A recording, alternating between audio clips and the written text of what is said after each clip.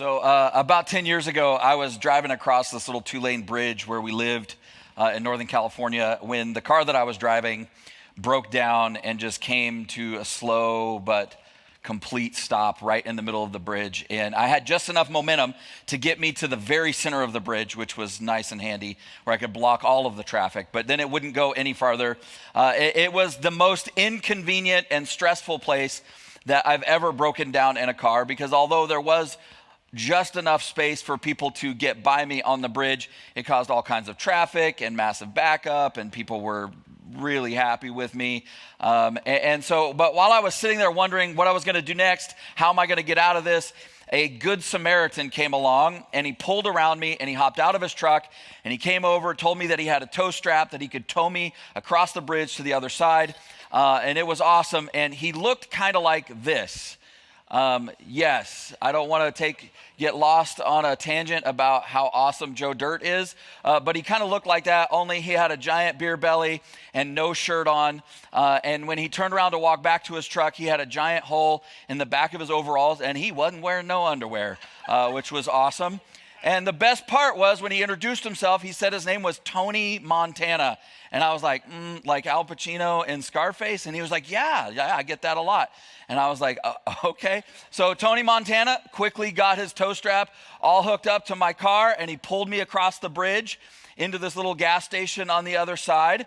But old Tony, he was a good dude. And so when we got to the gas station, he wasn't done. He popped the hood and he went to work. He was going to help me figure out what was going on. And he quickly identified several potential problems. And the next thing you know, I'm going into the gas station. And I'm buying all these fluids and oils and stuff for Tony to put into this vehicle. Now, it's not a big secret. If you know me at all, I'm not mechanically inclined whatsoever. And I never have been, never will be. But it didn't take long before I started thinking, I don't know anything about cars, but I think I know more than Tony Montana. And it was probably about the time that he dove into the dumpster because he said he saw something in there that he thought could help. And I was like, I don't think so, Tony. If it's in the dumpster, bro, we're good, man. But has that ever happened to you where somebody was trying to help you solve a problem or get an answer or answer a question, and you think I don't know what you're talking about, and I don't know that you know what you're talking about. Maybe it wasn't a car problem. Maybe it was a work assignment, or maybe it was something more personal. Maybe it was somebody giving you financial advice, but you're like, aren't you broke and in debt? Or worse, maybe it was health advice, or worse, maybe it was relationship advice. And you have that moment where you think I don't know anything, but I definitely know more than you. And I may not know what to do, but at least I know that I don't know. You seem like you think you know what you're doing, but you have no idea. And when it's the little stuff, when it's just stuff like that, and it's annoying, but who cares, right? You live and learn and you try to, figure it out. But what about when it's not just a restaurant recommendation or weight loss tips? What if it's big stuff? What if it's life stuff? Because the truth is, life is full of moments where we don't know what to do. We don't know where to go. We don't know what's coming next. And we have to rely on someone or something else outside of ourselves to help us figure it out, to show us the way, to help us navigate how we're going to get through this. Should we go here? Or should we move there? Should we buy that house? Should I marry this person? Should I take this job, and should we go off in that direction? How do I handle this thing with my kids? Is this what I should be doing with my life right now? I mean, I have these 6 big things that I'm dealing with. Which one of these things do I tackle first? I'm pretty much living the life I set out to live. Why does it feel so empty? Now, I'm not telling you anything you don't already know, but no matter how brilliant or talented or charismatic or strong or funny or grounded that you are, there are times when life is really, really complicated, where it's complex, and you need help. The question that I have for you this morning is, where do you go? Where do you go when you need answers? Where do you go when you need direction? In our culture, we're bombarded with advice, but we receive so little actual wisdom. Right? We're flooded with facts and information all the time, but somehow always feel like we're missing the truth. And we've all had that experience where we listened to or followed somebody who wasn't worth listening to or following. A couple years ago, we were out at the corn maze, the pumpkin patch out in the south area, and it was getting kind of dark in the evening. We're out there with my brother and his kids, and we had our kids, and so there's a big group of us, and we decided before we leave, we've never done the corn maze at night, so we go into the corn maze, and we're kind of walking around. Pretty soon, we're kind of lost. And there's this one kid that's like, I know where to go, follow me. So we're following him. We followed him for like 20 minutes. And pretty soon I'm like, I don't think this kid knows where he's going. Like, I think we're even more lost. I mean, the lights are over there. Why don't we just cut through the corn and go over there? But has that ever happened to you in life, or maybe even in your faith? Like, it has for me. And honestly, it's not like this is anything new. I mean, everybody knows the expression, the blind leading the blind. That actually came directly from something Jesus said. So there was a moment in the New Testament where Jesus was referring to a bunch of religious leaders, people who claimed to know what God was about and how he was thinking, and hey, follow me, I'll lead you to him. But he said this when he was talking about them in Matthew chapter 15, verse 14. He said, those guys are blind guides. And if the blind lead the blind, both are going to fall into a ditch. Both are going to end up in a pit. And I think the reason why this imagery resonates with us so much is that we've all found ourselves in a ditch. And it's not just because we were blind. It's because the person or the thing that we trusted or we listened to or we followed ended up being just as blind as we are. So a couple of weeks ago, we began looking at a song in the Old Testament that was written by this warrior king named David. And almost like an athlete using hype music before going into a big game, David had this knack because he was a musician and a songwriter. David seemed to leverage music for his life. But it wasn't just to get hyped up. It was actually a huge part of how he persevered through some incredibly difficult and uncertain circumstances. I mean, it seemed like when he didn't know what to do, when he didn't know where to go, when he didn't know how to move forward or which direction that he should go, he would sit down and write a song. He would talk about and pour out what he knew to be true about God. And then he'd come back to it over and over and over again. And so in this series, we've kind of zeroed in on one of his songs that is particularly meaningful, and we've been pulling it apart line by line the last couple weeks. What's interesting to me is that in this song, David insists that God is the one that he trusts to lead him. God is the one that he trusts to help him. God is the one that he trusts to steer his life in the right direction. When he doesn't know what to do, he's going to follow God. Whether he was facing something big and massive and overwhelming, which happened a lot to him, or whether it was just something small and personal. And so I want to take a minute and have us read Psalm 23 together. Let's read it together. It says this, beginning with verse 1. It says, "The Lord is my shepherd. I have all that I need, and he lets me rest in green meadows. He leads me beside peaceful streams. He renews my strength. He guides me along right paths, bringing honor to his name. Even when I walk through the darkest valley, I will not be afraid, for you are close beside me. Your rod and your staff protect and comfort me. You prepare a feast for me in the presence of my enemies. You honor me by anointing my head with oil. My cup overflows with blessing. Surely your goodness and unfailing love," which we sang so beautifully about this morning, "will pursue me all the days of my life, and I will live in the house of the Lord forever." Today we're kind of zeroing in on that, drilling in on that verse 3, where he says, he guides me. The Lord is my shepherd. He guides me along right paths, and it brings honor to his name. He, God, the Lord, he's the one that's leading me. He's the one that's guiding me, and he guides me along right paths. Now, if you grew up in church, maybe you grew up in church like I did, you maybe learned a version where it says, he leads me in the paths of righteousness for his name's sake. Paths of righteousness, paths of rightness, or right paths. And whatever the language there, the meaning's the same. Either way, what does that actually mean to us, though? What does that actually look like? So there are actually 150 Psalms in the Bible, right in the center of the Bible, a collection of 150 songs, and at least half of them were actually written by David himself. And a lot of his other songs, he describes God, and he describes how he relates to God in all kinds of different ways. He says things like, the Lord is my rock, or the Lord is my fortress, or the Lord is my strength and my salvation. He says, the Lord is my shield and my song. The Lord is my deliverer. The Lord is my light and my salvation. The Lord is my stronghold. And all of those are so incredibly powerful and beautiful and true. And honestly, I want you to know this morning that God is all of those things, and he wants to be all of those things for you. But I want you to maybe think about this for just a second.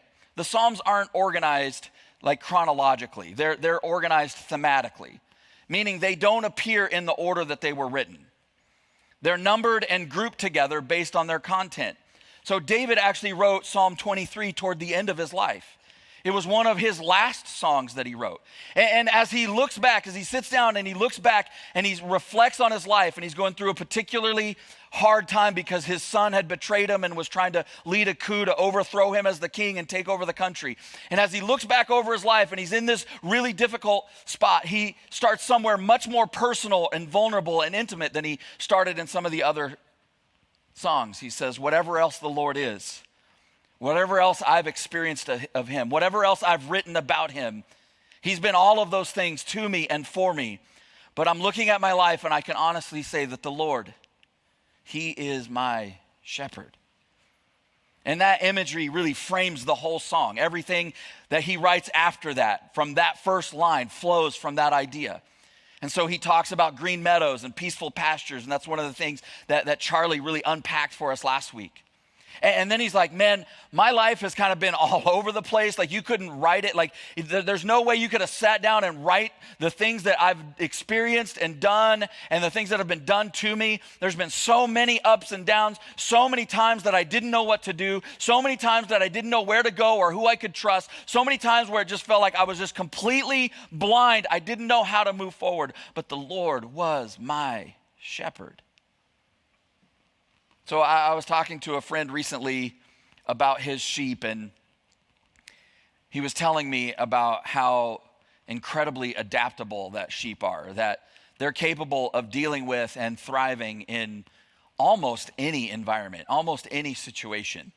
The problem is, once they get settled in, once they get used to that situation, they tend to get really comfortable and they become highly resistant to change. And so they will trample and forage and overgraze in an area until there's almost nothing left. But even when there's nothing left, they don't want to go anywhere else. They don't want to move anywhere else. They don't want to change. When the shepherd goes to lead them out of that place to somewhere better, to greener pastures, to peaceful streams, to still waters, they resist. See, sheep prefer the predictability of what's familiar, no matter how bleak it is, no matter how broken or messed up it is, over the uncertainty of the unknown, no matter how promising or how beautiful it is. And then just like that, it's like we're not talking about sheep anymore. Have you ever told yourself that you got to stop doing something while you were in the act of doing it? Like, I've really got to stop eating ice cream every night as you're pulling ice cream out of the freezer and you're planning about like the next flavor you're going to buy. Why do we do that kind of thing? Why do we keep doing those kinds of things? And David would say that because we need help, because we need to be led. We need a shepherd. We need a guide. Not to show us how to stop overeating ice cream. Most of us can figure that out, or we probably can. Maybe we do need a little bit of help with that one. But beyond that, we need a guide, a shepherd, somebody to help us, to lead us, to show us the way in our relationships. We need that in our faith and how we live. We need that when it comes to what is life actually about? What is my life actually supposed to be? See, we all have areas where we know where we are and we know where we should be or where we want to be, but we have no idea how we're going to go from here to over there. How do we bridge the gap? How do we get from here to there? What path do we take? How do we know which one is actually going to lead to where we want to go? Because really, that's the question that everybody's asking at some level, right? Like, what path do I take? Okay, actually, that's not true. The real question everybody's asking is, what's the shortest path that I can take and still end up where I want to go? right? We want to get there as fast and easy and cheap and comfortable as possible. I mean, isn't there a trick or a hack or a shortcut to get me from here to there? But shepherds actually don't take shortcuts. They don't hand out shortcuts. Other sheep do. So there's this really kind of brutal declaration by a prophet in the Old Testament, in Isaiah chapter 53, verse 6, where he picks up this theme and he says this: all of us are like sheep, and we have strayed away. We have left God's path to follow our own path. I don't know about you, but I have done that. I've done that a lot in my life. Like, God, I love you, but I don't, it doesn't really seem like you're kind of tuned in or paying attention. Like, where are you taking me anyway? I mean, look at that sheep over there. Like, his path looks easier and definitely more exciting than mine. And they seem like they're doing great. Maybe I'll give that path a shot. See, I want you to know this morning that your life is actually leading somewhere. But the thing is, like, where you end up will be determined by who it is that you're following. Everybody wants the good stuff that God has for us. Everybody, right? Even if you're not sure if God's real, you're like, just in case, like, God, give me the blessing, give me the good stuff. But we just don't always like the paths that he takes us on that lead us to the good stuff. And so we follow him until it doesn't make sense. We follow him until it's like, nah, that path looks better over there. That path looks easier over there. Isn't that a shortcut? And then, just like Isaiah said, we leave God's path and take our own. But you will never, ever, ever end up where God wants to take you, following your own path. So I was reading this week about how sheep will blindly and habitually follow each other along the same trails until those trails become ruts that then those same sheep get stuck in and can't get out of. Don't we do the same thing? We take the same paths, we run to the same habits that we see that's ruining other people's faith, it's ruining other people's relationships, it's ruining other people's lives, but we're like, I'm smarter and more savvy, I know what I'm doing. And so I want to ask you this morning, is it possible that you think you're following a path, but you're really actually stuck in a rut? Because we confuse them all the time, right? We're in the rut of what's comfortable, and we think that that's actually, we're on the path of peace just because it's comfortable. We're in the rut of doing what feels safe, and we think that that's the path of wisdom. We're in the rut of chasing wealth, thinking that that's the path of blessing. We're in the rut of believing the right things and checking the right boxes, thinking that it's the path of life or the path of faith. But they're not the same thing. See, if you're stuck or lost or bored, or you're just comfortable in an area of your life, it's possible that you're not on a path. It's possible that you're stuck in a rut. It is absolutely incredible, absolutely amazing where God will take you when you are willing to follow him. In fact, that is some of the people sitting in this room, that is your story. Like, God was the farthest thing from your life. Church was the farthest thing from your life. And you're just like, well, I don't understand why I would need that. I've been down, I know what that's all about. I don't really, but you had a moment where you decided, okay, God, I'm going to give this a shot. I'll trust you. I'll follow you. I'll do this your way. And now you look back and you think, I could have never written a story like this. I could have never dreamed that I would be in this place. But you got there because you were willing to follow God and listen to his voice. See, I can tell you, if you follow Jesus, you're not going to get stuck or lost or bored. But you got to be willing to leave the comfort of what's familiar and move into the uncomfortable discomfort of the uncertain and the unknown. So when you may know this, but when you open the scriptures, there's two major sections. There's the Old Testament and the New Testament. And the central narrative for the people of God in the Old Testament was the story of their exodus out of slavery in Egypt. It ended up defining so much of their relationship with God. It defined so much of their practices after they left Egypt, and their festivals, and just remembering who God is and what he's done for them. It defined them. They had been enslaved in Egypt for generation after generation after generation, over 400 years, and it was brutal. And they cried out to God, and so God shows up and he tells them, I see you and I hear you and I'm aware of what you're going through, and I know where you are and I know where you need to go and I know how to get you there if you will trust and follow me. And then he did what only God can do, and so he sent messengers and he worked miracles and he moved mountains, and eventually Egypt lets them go. But right after they leave Egypt, this is what it says in Exodus chapter 13, verse 17. It says, when Pharaoh finally let the people go, God did not lead them along the main road, even though that was the shortest route to the promised land. God said to himself, if the people are faced with a battle, they might change their minds and return to Egypt. Think about that for just a second. We're going to keep reading, but think about that. He's like, if they struggle at all, if they have to fight at all, if they have to battle at all, they would rather go back and be slaves than have to figure out how to fight this battle. Verse 18. So God led them in a roundabout way through the wilderness toward the Red Sea. So not only did he not take the shortcut, he led them in the long roundabout way around. And listen, I get that they probably weren't ready for a battle, right? They were just sort of a giant collection of people. But why did they have to go through the wilderness and end up trapped with the Egyptian army bearing down on them and the Red Sea in front of them?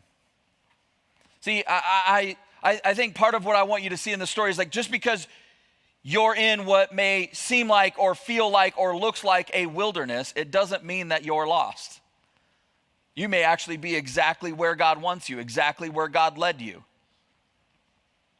And I think this is what messes us up when we read the Bible, because we read stories like this and we hear, the stories of the Exodus and all the things that God did, and it's so epic. But when you're living it, it's not so epic. When you're the one that's walking through the desert, when you're the one that's walking through the wilderness, when you're the one with the army bearing down on you and you're stuck between a sea and an army, not knowing how it's going to go. It just doesn't feel like, woo, here we are, God, just like you planned it. Especially because those moments seem so contradictory to what God often promises in other parts of the scriptures. Like one of the most famous verses in Proverbs chapter 3, verse 6 says this. It says, in all your ways submit to him, and he will make your paths straight. I mean, that seems pretty straightforward, right? Like, if I follow God and listen to him and do what he says, like, he will plot a course and he'll plow a path that takes me directly where I need to go. But the Hebrew phrase that gets translated there as straight paths can actually mean a lot of different things. But Jewish scholars tell us that in this verse, it's actually better understood to mean something closer to a roundabout way that ends up in the right direction, which sounds exactly like what happened in Exodus 13. That God led his people out of Egypt in a roundabout way that ended up in the right direction, that ended up exactly where they were supposed to be, when they were supposed to be there. See, it might be hard for you to hear, but God will only ever take you the long way around because you need it. You can't see what's up ahead, but he can. You don't know what's coming, but he does. And he's a good shepherd. And so he's going to take you on the path that's going to prepare you now for what he knows is coming. See, he knew they weren't ready to fight the battles, but he knew the battles were coming. And so he took them in a path and put them on direction that would allow them to be ready when the battle came. He knows what you need. He knows when you need it. He knows where you need to be and the best way to get you there. And so here's what you can know this morning, that if you're trying to follow Jesus, if you're trying to live like Jesus, if you're trying to listen for God's voice, if you've put your faith in him and you're like, I don't even really understand all of this, but I'm trying to live like he's created me to live. I'm trying to follow what it says in the scriptures. I'm trying to follow what I understand God to be saying. Like, I want you to know this morning that whatever path you're on, no matter how meandering, no matter how out of the way, no matter how roundabout it seems, it's the right path and it'll end up in the right direction. Romans 8:28,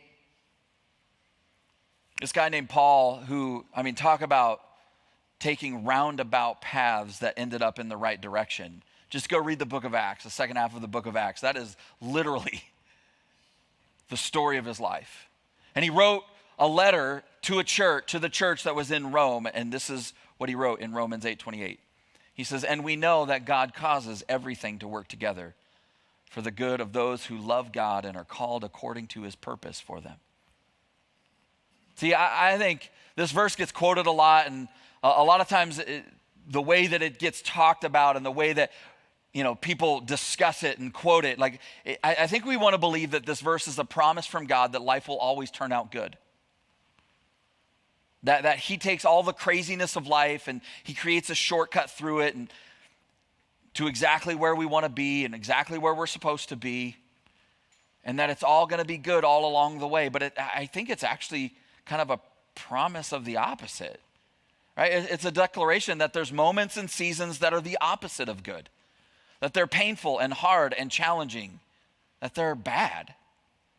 But it's a promise that this might not be the path that you would have chosen. This might not be the path that you would have planned. This wasn't the path that you would have taken if it was up to you.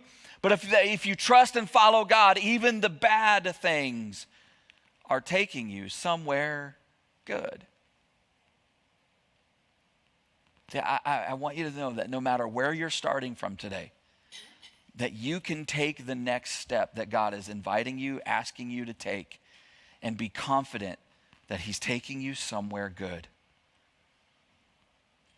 You might get there and go, what are we doing here? This doesn't feel super good. This doesn't look super great.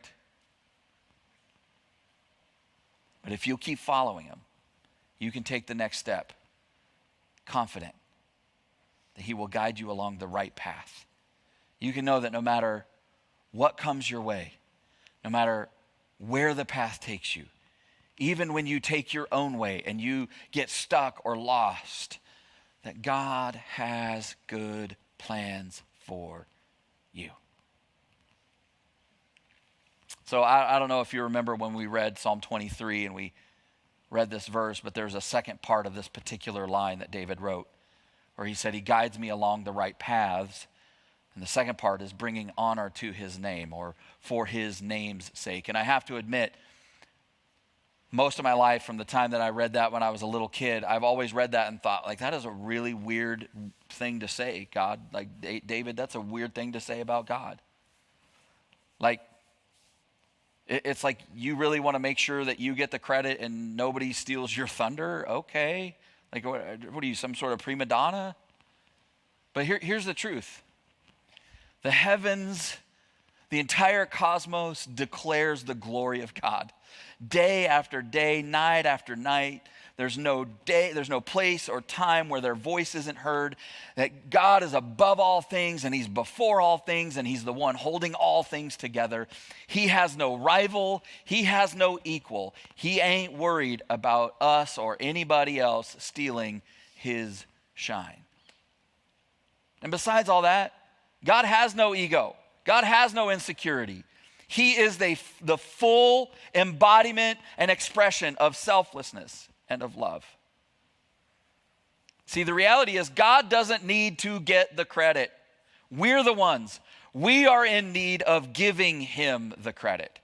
Because it reminds us that when we end up somewhere good, it's because we followed him and we can trust in his goodness. It's a reminder because it helps us remember that we're not the shepherd. He is. We're the sheep. It reminds us that he doesn't just know where we are and where we need to be, that he knows the best way to get us there. And that he knows what we need better than we do. And so he says, he guides me along the right paths. And that's not a guarantee that you'll get everywhere you want to go, but it is a promise that you'll become who you were always meant to be, no matter where you end up. Because the truth is, we always become like the person we're following, like the one we're following. You cannot follow Jesus and not become like Jesus. One of the things I've experienced in my own faith is that when you start actually believing that God can be trusted to lead your life, when you start actually believing that and following that, no matter what you stepped into, when you start believing that he's got good for you, no matter what detour you seem to be taking, it changes how you see your life and yourself and other people. You actually move into a more hopeful place in your life.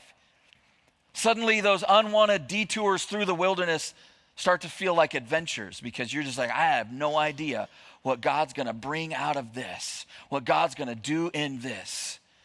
And it's not because the path gets easier or simpler or shorter, but because you're trusting in the one who's leading you down that path. And just in case you're wondering if he knows, if he's got what it takes, in 1 Corinthians chapter 1, verse 25, the Apostle Paul reminds us that the foolishness of God is wiser than human wisdom. That God's foolishness, God at his worst, the worst he can do, is light years above our wisdom. It's light years above the best we can do. And so, what if instead of freaking out, what if instead of complaining, what if instead of abandoning his path for your own path, what if we simply started asking ourselves the question, what is God trying to teach me in this leg of the journey? And what is it going to take for me to learn it? What is it that God's trying to do in me? I don't know where I'm going. I don't know what's ahead. I don't know what I'm going to face down the road. But there's something that he's trying to do in my life by bringing me here, by taking me through this, so that I'm ready when I get there. So what is it that God's trying to show me, help me see? What is it that he's trying to teach me? What is it that I'm supposed to learn right now, right where I am? And what is it going to take for me to be able to step into that, to grab a hold of it? See, God doesn't cause every detour, but he certainly never wastes anyone. And so my question for you this morning, whether you are here and go, I don't even know if I believe all this God stuff. I believe that there is a God, but I don't know about this Jesus stuff. Or you have been a Christian or you've been a Jesus follower. My question for you this morning is this: what's the next faith step that God is leading you to take? If you are a person of faith, I promise you, there is a step that God is leading you to take. That he's not just going, hey, this is great, you can just stay here for the rest of your life. No, he's leading you. He's trying to guide you in the right path. What is the next step that he's leading you to take? And what is keeping you from taking it? On your way out this morning, we printed up these little cards that just have the Psalm 23 on the back. And I want to encourage you. We got, I don't know, 3 or 4 weeks left in this series. Grab one of these on your way out. And one of the things that I've been doing is I'm going to memorize this whole thing. I know big chunks of it from memorizing it when I was a kid, but sometimes I get to parts and I'm like, what is that part? I'm going to memorize the whole thing. Because I want to be able to, in every moment, stop and catch myself. Every time I'm like, God, what are you doing here? I'm confused. I don't know. To be able to go, the Lord is my shepherd. He leads me in the right paths. I can trust him. What is the step you're asking me to take? And what's keeping me from taking it? So I share this verse all the time because it's one of my favorite verses, but I could not resist its pull this morning. In Psalm 32, verse 8, it says, the Lord says this, and this is what he says to you. I will guide you along the best pathway for your life. I will advise you and watch over you. In verse 10, he says, many sorrows come to the wicked, but unfailing love surrounds those who trust the Lord. And this is not a threat. This is not like, yeah, you step off the path and I'm ready to squash you. We're going to talk about this next week with the imagery around the rod and the staff and how that is, those are instruments of love, that the shepherds don't beat the sheep when they do the wrong thing. You idiot sheep. But unfailing love surrounds those who trust the Lord. That there's many sorrows because you get stuck or you get lost. What a promise. Finally, Jesus is the full expression of God.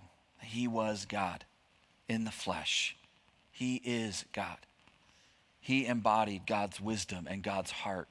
He's what love and wisdom and grace and truth look like when you wrap them all up in a person. And he came and said, I am the good shepherd. You can follow me. And that is his invitation. And so maybe you haven't taken that step to make him your shepherd.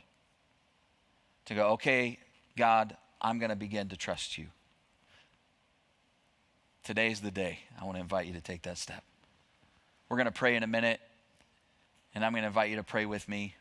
Before we do that, though, Charlie and Lisette are going to come, and we just want to have a moment where we stop and reflect and think. And so I want, wherever you're at with God, and if you maybe that's the step you need to take, or if you're a person of faith, or you've been a Jesus follower, like what is the step that God's inviting you to take, leading you to take right now, and what's keeping you from taking it?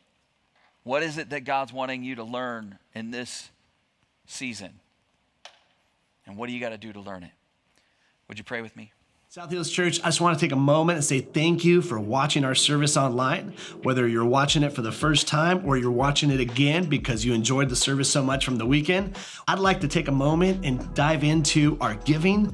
Every week we give people the opportunity to give back and give to the local church so that God can continue to bless your lives and bless your finances. Here at South Hills, we believe that everything comes from God. We believe that He's the one that chose us and brought us into this world, gave us our gifts and talents and abilities. And I just want you to know that when we give, we are giving back what God has already given to us. If you've ever seen any of our envelopes at a South Hills campus, you'll see on there that it says, every week at South Hills, your generosity is giving people the opportunity to live a better story. And there's a scripture on there in Matthew chapter 6, verse 21 that says, where your treasure is, there your heart will be also. So I want to encourage you today to click down below and set up your giving, whether it's for the first time or whether you're doing reoccurring giving. We have 4 ways to give here at South Hills. 1, you can do it in person at any of our campuses through an envelope. Or 2, you can actually text any amount that you would like to 84321. And the 3rd way is to download our Church Center app. I encourage you to do this one because the Church Center app gives you opportunity to stay connected with our church and your campuses. It's a great tool and resource for you to know what's going on. And the 4th way to give is to give online. You can go to southhills.org/give and you can set up your giving there. Whether you're a guest of our church or whether you are a member of our church, or whether you simply just like to watch our services, I encourage you to trust God with your finances so that He can bless and anoint your finances, and you can be trusting God in this journey of living life to the fullest. I love you, and thank you for watching our online service today.